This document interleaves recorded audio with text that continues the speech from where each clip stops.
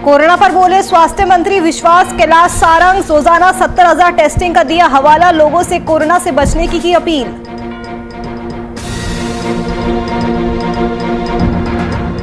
ओमकारेश्वर में महिला सीएमओ के साथ अभद्रता। कर्मचारियों ने आरोपी की पिटाई। मामले की जांच में जुटी पुलिस।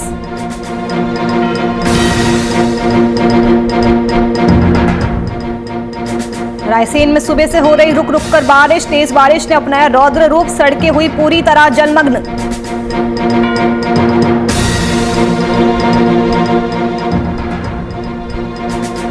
वही मामूली कहासुनी में युवक की हत्या। 2 भाइयों ने मिलकर युवक को उतारा मौत के घाट। पुलिस ने एक आरोपी को पकड़ा।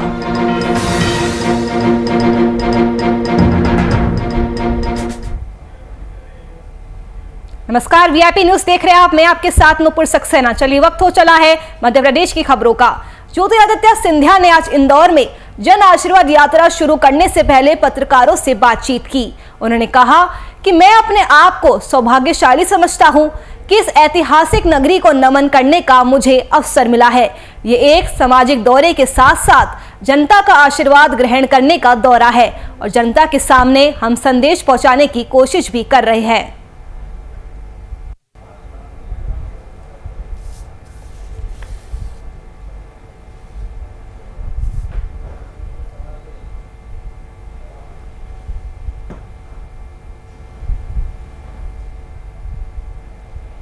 नो टाइम का नोटिस दिया गया, नोटिस टू एयरमैन।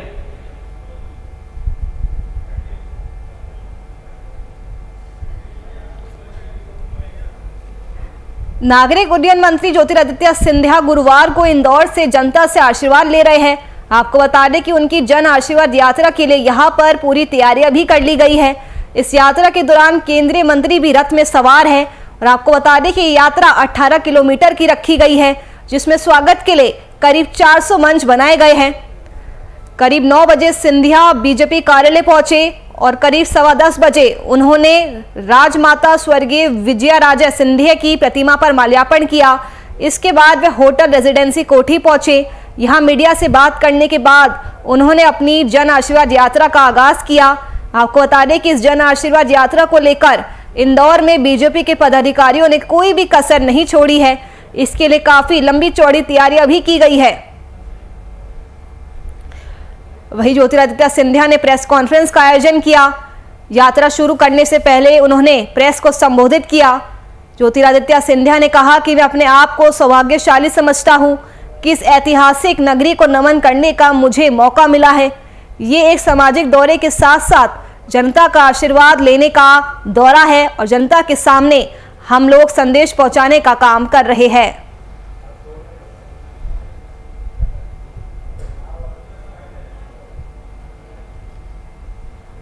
जामनगर में वो प्लेन लैंड की 130 करीब भारतीय नागरिक उस प्लेन में आए, जिसमें राजदूत भी शामिल थे। भारत के राजदूत जो अफगानिस्तान में स्थापित थे, और वो प्लेन जामनगर से रिफ्यूल करके हिंडन एयरबेस में लैंड। हमारे प्रयास निरंतर रहेंगे जब तक आखिरी भारतीय नागरिक को हम अफगानिस्तान से वापस सुरक्षित भारत लाएं। एयर इंडिया की फ्लाइट सुचारू रूप से हम लोग चला रहे थे, रेस्क्यू मिशन वापस हमारे लोगों को वापस लाने के लिए। ये फ्लाइट रविवार तक चली। सोमवार को काबुल का एयर स्पेस नो टाइम का नोटिस दिया जाता है। नो टाइम का नोटिस दिया गया, नोटिस टू एयरमैन, कि एयर स्पेस सिविलियन फ्लाइट्स के लिए अब पाबंद।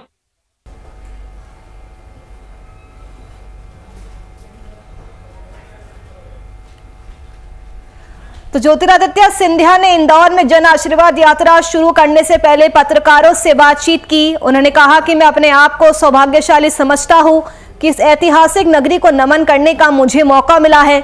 ये एक सामाजिक दौरा है और जनता का आशीर्वाद लेने का भी दौरा है और जनता के सामने हम संदेश पहुंचाने की कोशिश कर रहे हैं।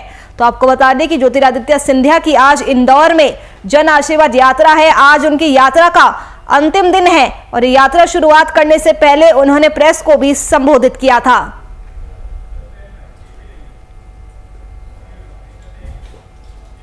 चिकित्सा और शिक्षा मंत्री विश्वास कैलाश सारंग ने हमीदिया प्रबंधन द्वारा 11 कर्मचारियों पर कार्रवाई करने के मामले पर कहा कि हमारी सरकार पूरी तरह से भ्रष्टाचार के मामले में जीरो टॉलरेंस पर काम कर रही है। जनता को सरकार की हर योजना का लाभ मिले और कहीं भी किसी प्रकार की कोई गड़बड़ी होगी तो कार्रवाई की जाएगी। कोरोना के बढ़ते मामलों पर उन्होंने कहा कि टेस्टिंग में किसी तरह की कमी नहीं हुई है। रोज 70,000 टेस्ट हो रहे हैं। कॉन्टैक्ट ट्रेसिंग 30 लोगों की हो रही है। संक्रमण को फैलने से रोक रहे हैं। जो मामले आ रहे हैं हम उचित इलाज दे रहे हैं। सरकार की ओर से हम सभी का जनता से यही निवेदन है कि कोरोना गाइडलाइंस का ध्यान रखें, मास्क लगाएं और सोशल डिस्टेंसिंग का भी पालन करें। तो शिक्षा मंत्री और स्वास्थ्य मंत्री ने कोरोना को लेकर बयान दिया है। विश्वास कैलाश सारंग ने हमीदिया प्रबंधन द्वारा 11 कर्मचारियों पर कार्रवाई करने के मामले पर कहा है कि हमारी सरकार पूरी तरह से भ्रष्टाचार के मामले में जीरो टॉलरेंस पर काम कर रही है। जनता को सरकार की हर योजना का लाभ मिले और कहीं भी किसी तरह की गड़बड़ी अगर होती है तो कार्रवाई भी की जाएगी। वहीं कोरोना के बढ़ते मामलों पर मंत्री ने कहा कि टेस्टिंग में किसी भी तरह की कोई कमी नहीं आई है। रोजाना 70,000 टेस्ट हो रहे हैं। कॉन्टैक्ट ट्रेसिंग 30 लोगों की हो रही है। संक्रमण को फैलने से लगातार रोका जा रहा है। जो मामले सामने आ रहे हैं हम उन्हें ढंग से इलाज भी दे रहे हैं। सरकार की ओर से हम जनता से ये अपील करते हैं कि कोरोना गाइडलाइंस का ध्यान रखें, मास्क लगाएं, सोशल डिस्टेंसिंग का पालन करें। तो अभी भी कोरोना का खतरा कम नहीं हुआ है। अभी भी जरूरत है कोरोना गाइडलाइंस का सख्ती से पालन करने की, वरना हालात फिर से वैसे दोबारा बन सकते हैं, क्योंकि अभी भी देश में कहीं ना कहीं तीसरी लहर का खतरा बना हुआ है। इसलिए वीआईपी न्यूज भी आपसे बार बार अपील कर रहा है कि कोरोना गाइडलाइंस का सख्ती से पालन करें, मास्क लगाएं, सोशल डिस्टेंसिंग का पालन करें और वैक्सीन जरूर से लगवाएं। खुद भी लगवाएं और अपने घर वालों को भी इसके लिए प्रेरित करें, क्योंकि अगर तीसरी लहर से बचना है तो हमारे पास सिर्फ एकमात्र उपाय है, वो है वैक्सीन।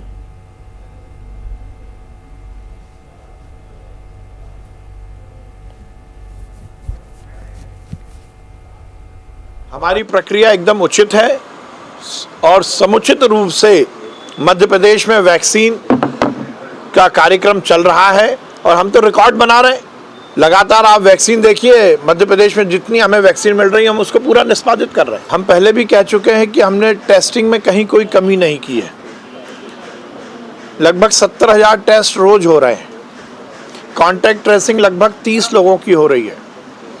हम ये सुनिश्चित कर रहे हैं कि हम संक्रमण को फैलने से ना रोकें और ये जो मामले आ रहे हैं इसमें उनका उचित इलाज हो सके और वो स्प्रेडर ना बने, इसके भी पूरे प्रयास हो रहे हैं। पर उसके साथ ही सरकार की ओर से हर समय जनता से यही निवेदन है कि हम सब कोरोना प्रोटोकॉल का ध्यान रखें।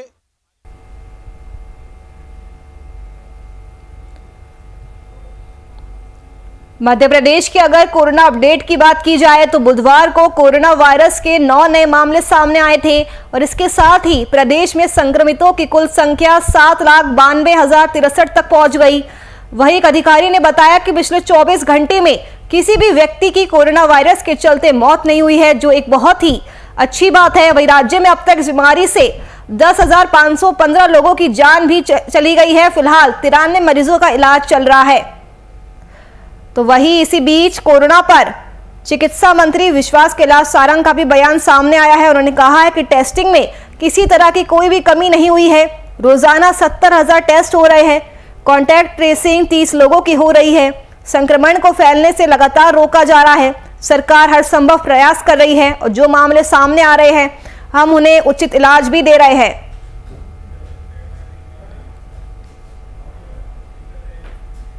इंदौर में नागरिक उड्डयन मंत्री ज्योतिरादित्य सिंधिया ने जन आशीर्वाद यात्रा शुरू करने से पहले बीजेपी कार्यालय स्थित स्वर्गीय राजमाता सिंधिया की मूर्ति पर माल्यार्पण किया। केंद्रीय मंत्री सिंधिया द्वारा निकाली जा रही जन आशीर्वाद यात्रा का आज इंदौर में समापन हो जाएगा और यही वजह है कि आज इंदौर सिंधिया में दिखाई दे रहा है। शहर में सिंधिया के स्वागत के लिए 300 से ज्यादा मंच लगाए गए हैं। इंदौर में आयोजित हुई प्रेस कॉन्फ्रेंस में सिंधिया ने कहा कि मध्य प्रदेश में हवाई यातायात की दिशा में तेजी से काम हो रहा है। उन्होंने ऐलान किया कि 1 सितंबर तक मध्य प्रदेश में 67 नई फ्लाइट्स शुरू होगी। ज्योतिरादित्य सिंधिया आज इंदौर में जन आशीर्वाद यात्रा निकाल रहे हैं। उनकी यात्रा का आज इंदौर में समापन हो जाएगा। आपको बता दें कि शुरू करने से पहले उन्होंने बीजेपी कार्यालय स्थित स्वर्गीय राजमाता सिंधिया की मूर्ति पर माल्यार्पण भी किया है। आपको बता दें कि सिंधिया की जन आशीर्वाद यात्रा के लिए बीजेपी की तरफ से कोई भी कसर नहीं छोड़ी गई है। केंद्रीय नागरिक उड्डयन मंत्री सिंधिया चाहते हैं कि देश में विमानन सेवाओं को आम आदमी के लिए किफायती बनाने पर जोर दिया जाए। आपको बता दें कि बुधवार को मध्य प्रदेश के इंदौर पहुंचे सिंधिया ने कहा था कि नरेंद्र मोदी सरकार हवाई चप्पल पहनने वाले व्यक्ति को भी हवाई सफर की सुविधा देना चाहती है। उनकी भी यही ख्वाहिश है। सिंधिया ने इंदौर में कहा कि हम आम लोगों तक हवाई यात्रा की किफायती सुविधा पहुंचाना चाहते हैं। प्रधानमंत्री नरेंद्र मोदी बार बार कहते हैं कि ये सुविधा ऐसी होनी चाहिए कि हवाई चप्पल पहनने वाला व्यक्ति भी हवाई सफर कर सके। भारत में संकल्प को साकार करने की पूरी क्षमता है। मीडिया से बातचीत के दौरान सिंधिया ने ये भी जानकारी दी कि पिछले 35 दिनों में एमपी के अलग अलग शहरों से कुल 44 फ्लाइट की उड़ानें शुरू की गई है। वही आगे उन्होंने बताया कि देश में हवाई सेवाओं के विस्तार की योजना पर इस मकसद से काम किया जा रहा है कि आने वाले दशक में ज्यादा से ज्यादा आम लोग विमान से यात्रा कर सके।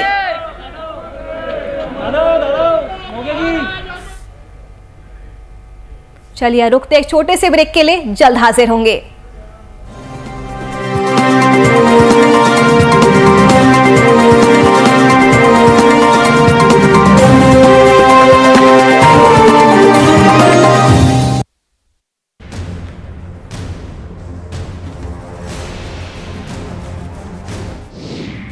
वीआईपी पर खबरें बड़ी और खास होगी।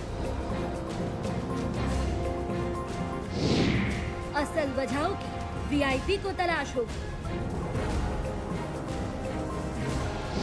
खुलेंगी पड़ते जहन में बैठे हर सवाल की। हर एक छोटे से बड़े मुद्दे पर बात होगी। हर वो जवाब जो है आपके लिए अहम। जानना है हमारी जिम्मेदारी।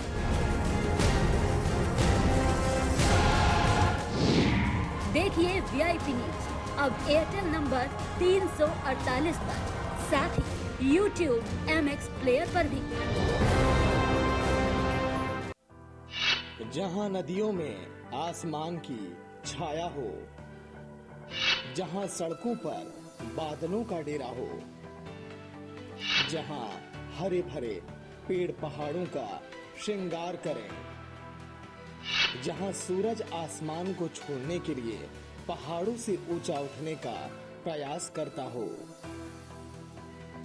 जहां भाषा में सुंदरता और हर व्यक्ति के माथे पर चमक है। शहर से नफरत नहीं मुझे, बस ये मेरो पहाड़ है।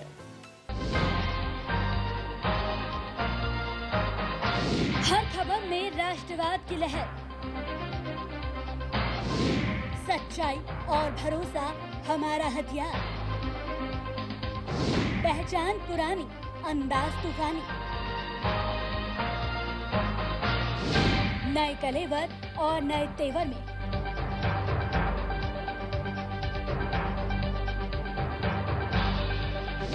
वीआईपी न्यूज अब एयरटेल नंबर 348 पर। 22 की बिसात, जनता किसके साथ? चुनावी महाअभियान पर महाभारत, पलायन, परिवार और पॉलिटिक्स, कोरोना, किसान और आंदोलन, छोटी से बड़ी खबरों पर पैनी नजर। देखिए वीआईपी न्यूज अब एयरटेल के 348 नंबर पर।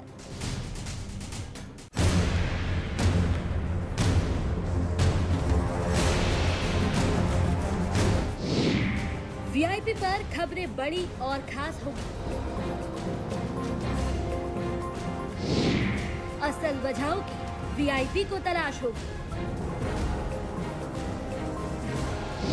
खुलेंगी पड़ते जहन में बैठे हर सवाल की। हर एक छोटे से बड़े मुद्दे पर बात होगी। हर वो जवाब जो है आपके लिए अहम। जानना है हमारी जिम्मेदारी।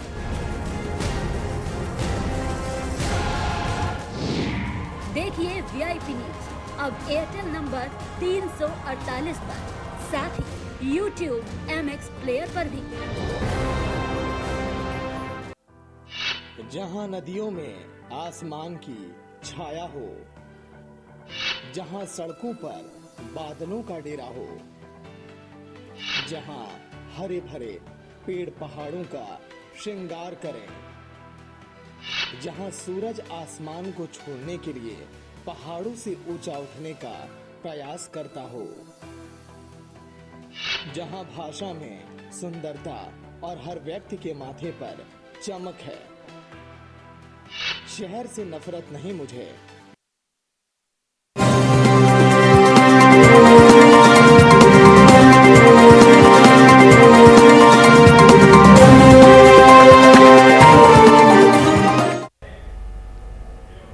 ब्रेक के बाद आप सभी का एक बार फिर से स्वागत है। चलिए रुक करते हैं खबरों की ओर। ओमकारेश्वर थाना क्षेत्र के गोमुख घाट पर सुरक्षा व्यवस्था पर तैनात महिला सीएमओ मोनिका पारधी से अभद्रता का मामला सामने आया है, जिसके बाद मौके पर अफरा तफरी का माहौल हो गया। नगर परिषद के कर्मचारियों ने आरोपी की भी जमकर पिटाई की। वहीं पूरे मामले का वीडियो सोशल मीडिया पर तेजी से वायरल हो रहा है। तो महिला सीएमओ के साथ अभद्र व्यवहार करने का मामला सामने आया है। महिला सीएमओ मोनिका पारधी से अभद्रता करने का मामला सामने आया। आपको बता दें कि ओमकारेश्वर थाना क्षेत्र के गोमुख घाट पर ये महिला सीएमओ तैनात थी। तो वही जिस तरह से आप तस्वीरों में देख सकते हैं, नगर परिषद के कर्मचारियों ने आरोपी की जमकर पिटाई की। तस्वीरों में आप साफ देख सकते हैं कि आरोपी की किस तरह से पिटाई की जा रही है। इस पूरे मामले का वीडियो सोशल मीडिया पर तेजी से अब वायरल भी हो रहा है। तो महिला सीएमओ के साथ अभद्र व्यवहार किया जाता है, जिसके बाद मौके पर अफरा तफरी का माहौल हो गया। जैसा कि आप तस्वीरों में साफ देख सकते हैं, नगर परिषद के कर्मचारियों ने आरोपी की जमकर पिटाई की है और अब ये वीडियो सोशल मीडिया पर तेजी से वायरल भी हो रहा है। ओमकारेश्वर थाना क्षेत्र के गोमुख घाट पर सुरक्षा व्यवस्था पर ये महिला तैनात थी। महिला सीएमओ मोनिका पारधी से अभद्रता की गई। इसके बाद मौके पर अफरा तफरी का माहौल हो गया। आरोपी की जमकर पिटाई की गई। नगर परिषद के कर्मचारियों ने आरोपी की जमकर पिटाई की, जैसा कि आप तस्वीरों में भी देख सकते हैं। इस पूरे मामले का वीडियो अब सोशल मीडिया पर तेजी से वायरल हो रहा है। तो महिला सीएमओ के साथ अभद्र व्यवहार किया जाता है, जिसके बाद कर्मचारियों ने आरोपी को जमकर पीटा। अब इस मामले का पूरा वीडियो सोशल मीडिया पर जमकर वायरल हो रहा है। वीडियो में आप साफ देख सकते हैं किस तरह से आरोपी की पिटाई की जा रही है। नगर परिषद के कर्मचारियों ने आरोपी को जमकर पीटा। ओमकारेश्वर थाना क्षेत्र के गोमुख घाट पर सुरक्षा व्यवस्था पर तैनात महिला सीएमओ मोनिका पारधी से अभद्र व्यवहार किया गया, जिसके बाद मौके पर अफरा तफरी मच गई। नगर परिषद के कर्मचारियों ने आरोपी की जमकर पिटाई की, जैसा कि आप तस्वीरों में साफ देख सकते हैं। अब इस पूरे मामले का वीडियो सोशल मीडिया पर तेजी से वायरल हो रहा है।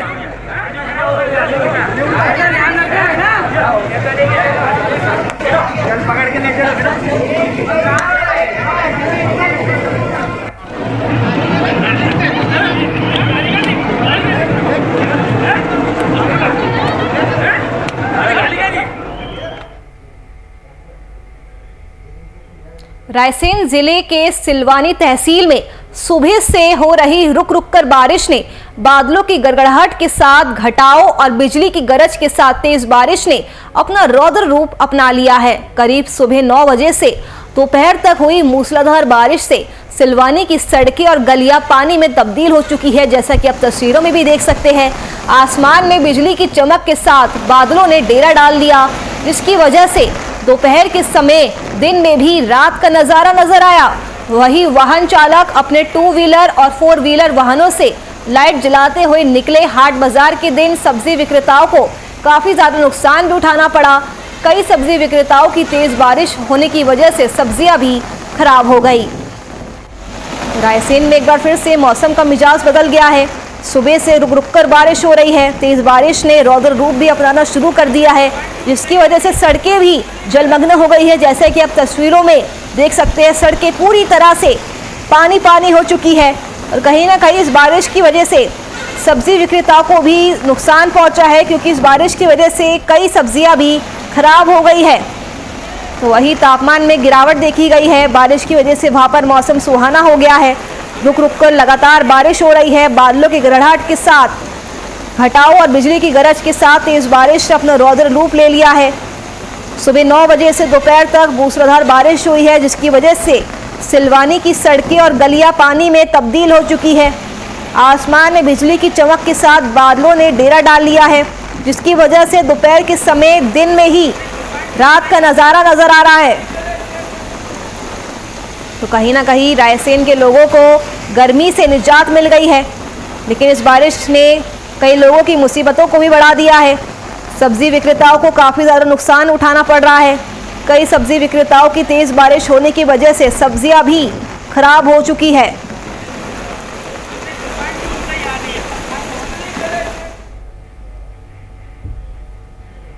इंदौर के चंदन नगर क्षेत्र में मामूली बात पर दो भाइयों ने मिलकर अपने घर के सामने रहने वाले एक व्यक्ति की चाकू मारकर हत्या कर डाली। इस सूचना पर मौके पर पहुंची पुलिस ने मामले की जांच की तो पता चला कि दोनों के बच्चों के खेलने के दौरान पत्थर मारने की बात पर विवाद हुआ था। वही इस घटना की सूचना पुलिस को दी गई। घटनास्थल पर पहुंची पुलिस ने कार्रवाई करते हुए एक आरोपी को पकड़ लिया है, जबकि दूसरे की तलाश कर रही है। फिलहाल पुलिस ने आरोपी को गिरफ्तार कर आगे की जांच शुरू कर दी है। तो मामूली कहासुनी में युवक की हत्या कर दी गई। दो भाइयों ने मिलकर युवक को मौत के घाट उतार दिया। वहीं पुलिस ने एक आरोपी को गिरफ्तार कर लिया है।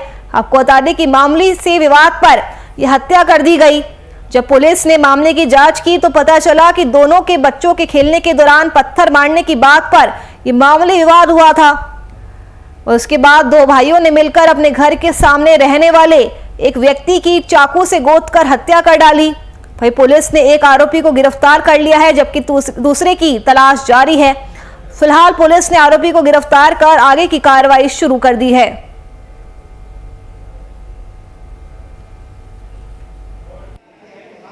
जो हमारे सामने रहते हैं उन लोगों ने इनको पहले एक दूसरे को गाली गफ्तार करी, फिर बाद में हमारी भाभी अकेली थी तो उन पर हाथापाई वगैरह करते हुए बाद में हमारे भाई आए, उन्हें मालूम पड़ा तो उन्होंने इनको सामने समझाइश के लिए बोला।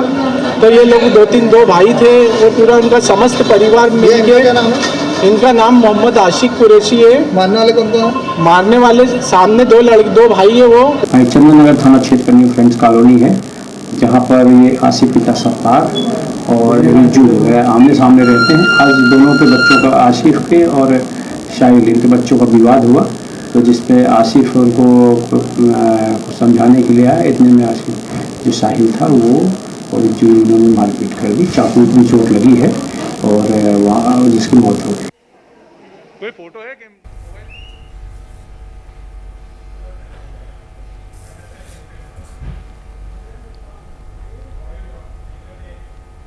चलिए फिलहाल के लिए इस बुलेटिन में सिर्फ इतना ही। देश और दुनिया की तमाम खबरों के लिए आप देखते रहिए VIP न्यूज़। नमस्कार।